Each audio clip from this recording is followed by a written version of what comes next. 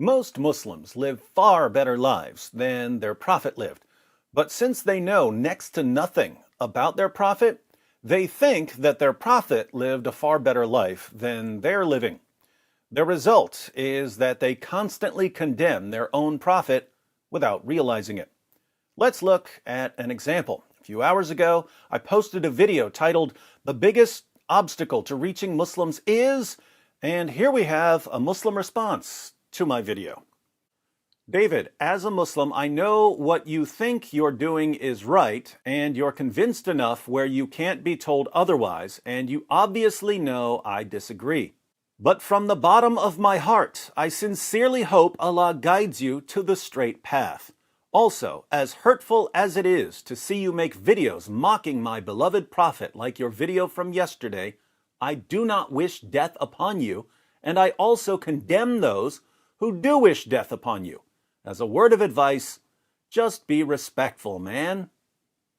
Well, Brisk, I'm afraid that's a no-go on the being respectful part, because I know you're referring to being respectful towards your religion.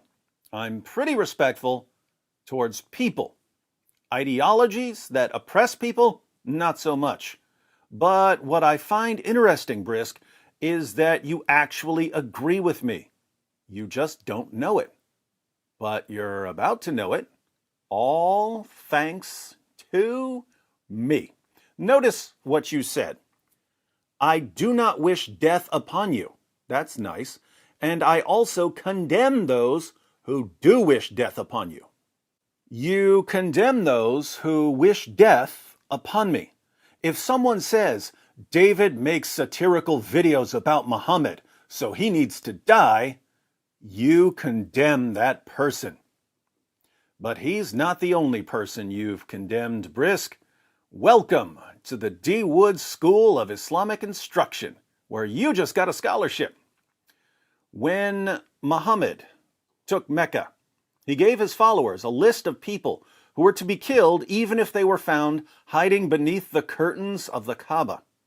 Let's read about 3 of them in Ibn Ishaq, pages 550 to 551. Another was Abdullah ibn Khattal of Banu Taym ibn Ghalib. He had become a Muslim, and the apostles sent him to collect the poor tax in company with one of the Ansar. He had with him a freed slave who served him. He was a Muslim. When they halted, he ordered the latter to kill a goat for him and prepare some food, and went to sleep. When he woke up, the man had done nothing, so he attacked and killed him and apostatized. He had 2 singing girls, Fartana and her friend, who used to sing satirical songs about the apostle, so he ordered that they should be killed with him. Think about this, Brisk. Abdullah killed someone and apostatized, so Muhammad ordered his followers to kill him. But Muhammad also issued a death sentence for the 2 singing girls, and all they did was sing satirical songs about him.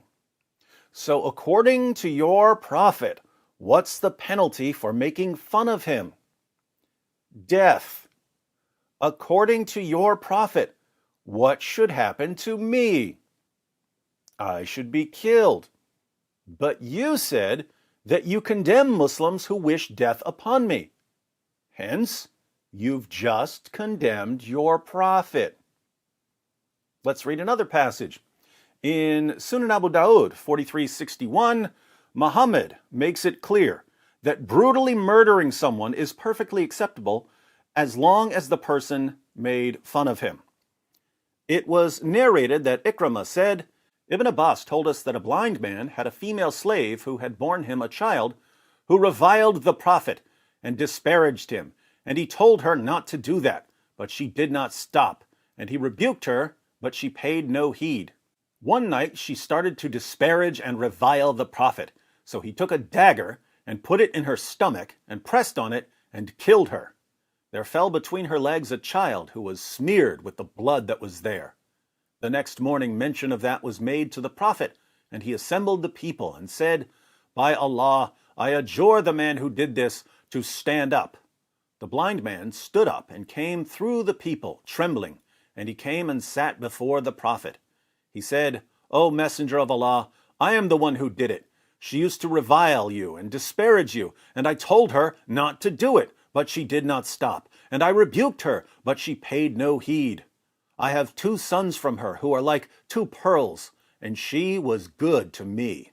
Last night she started to revile you and disparage you, and I took a dagger and placed it on her stomach, and I pressed on it until I killed her. The prophet said, bear witness that no retaliation is due for her blood. So, a Muslim killed the mother of his own children for making fun of Muhammad. If Muhammad didn't want his followers doing that sort of thing, this would have been a really good time to say it. Instead, Muhammad said that there was to be no retaliation against the man for slaughtering the mother of his own children. Muhammad didn't condemn a man for killing the mother of his own children. Why? Because the man killed her for making fun of Muhammad. But you've condemned the man, just as you've condemned your prophet. What do you think Allah would say about you, condemning your own prophet? We don't have to wonder, because he tells us in Surah 4, verse 65 of the Quran, Allah proclaims, but know by your Lord, they can have no faith until they make you, O Muhammad, judge in all disputes between them and find in themselves no resistance against your decisions and accept them with full submission. As we've seen, Brisk, you have a lot of resistance against Muhammad's decisions, and you don't accept them with full submission. You condemn them. Hence, according to Allah, you have no real Islamic faith. You're an apostate, according to your God. So, Brisk, you and I are united in condemning your prophet.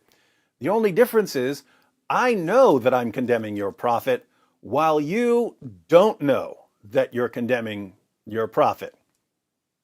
But you know now, all thanks to me.